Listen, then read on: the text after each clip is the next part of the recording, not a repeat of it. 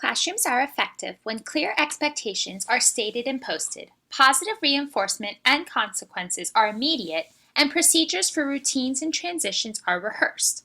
Procedures, rules, and routines set up at the beginning of the year guarantee that the rest of the year will be successfully devoted to teaching and learning.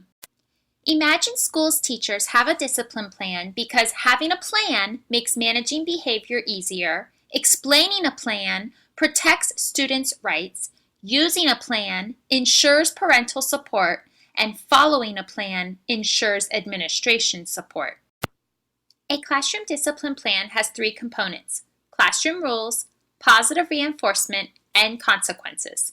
Let's go in depth on each of these topics. Classroom rules should be observable and reflect what students must follow at all times. Examples of general observable rules are: be on time, be on task, be respectful. Effective positive reinforcement is meaningful and consistent. Examples of positive reinforcement include praise, personal and genuine, positive notes and phone calls home, certificates, awards, and tangible rewards, and special privileges such as choice of seat. When consequences are used consistently, it puts the responsibility onto the student. Examples of effective consequences begin with a warning, next a timeout or stay after the bell, then a note or call to parents, and the severe, an office or detention referral. When establishing your effective classroom management plan, it's important to analyze and reflect on this plan throughout the year, either on your own or with colleagues, your team, or a mentor. No plan will fit every situation.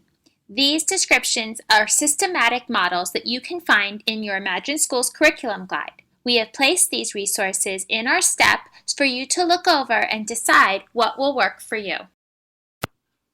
Now that you have ideas on how to set up your classroom discipline plan, it's time to talk about consistency. Let's talk about how to become the consistent teacher. To analyze how a consistent teacher enforces her expectations, we ask ourselves three questions.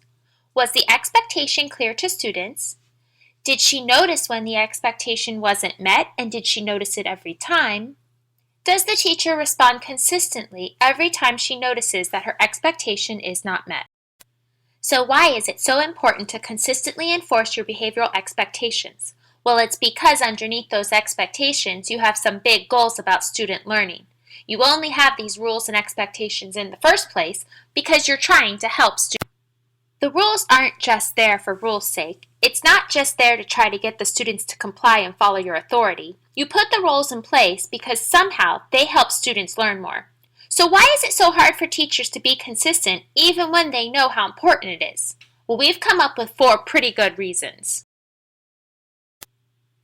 1. You might not notice everything that is happening in your classroom. And that's especially true if you are a rookie teacher. You simply might not notice when students are not meeting your expectations, and that may make you inconsistent in how you enforce them.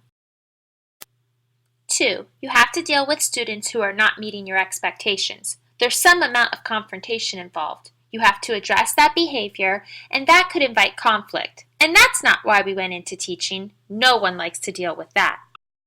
3. Teachers sometimes second-guess the clarity of their expectations. They wonder, I don't know, maybe it's just me and I wasn't clear. I haven't reminded the students in a while. And so that moment of hesitation, that second-guessing, results in inconsistent enforcement of expectations. 4th, some teachers will say, geez, I just need to pick my battles. I'm trying to keep the momentum of my lesson going, and if I stop every time a student's not meeting an expectation, this lesson will go nowhere. So those are 4 very powerful and valid reasons why teachers are sometimes inconsistent. But let's be clear about something. We're not trying to turn you into a teacher robot who responds exactly the same way to behaviors each and every time. That's not the goal. In fact, when you walk into most veteran teachers' classrooms, you'll notice that they are a little bit inconsistent in how they respond to behaviors too. And that's because they're exercising a lot of judgment, and they're exercising it really well. They've gained lots of information over time that helps them guide their decision-making process, and you don't have that judgment yet as a new teacher. Let's discuss 4 steps you can take to be a much more consistent instructor. First, you need a vision. You need to know exactly what you want your classroom to look like in different situations.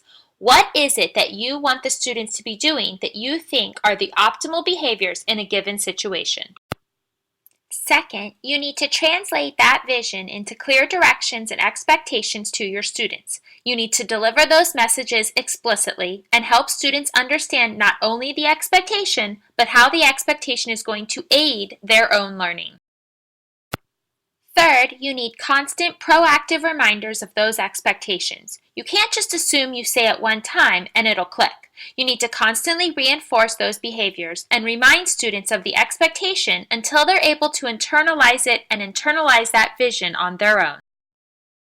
And fourth, you need some way of responding automatically and consistently when those expectations are not met. The goal here is to make your reactions automatic when you notice and respond to students' behavior. So how do you do that? There are two ways. First, through massive trial and error, building automatic reactions through experience. But let's try the faster way, through really intentional planning and practice. That means you script out that vision of what you want your classroom to look like, plan resets to your expectations, and practice how you're going to enforce expectations in different situations. Now you will watch the video, Narrating Positive Behavior in the Classroom.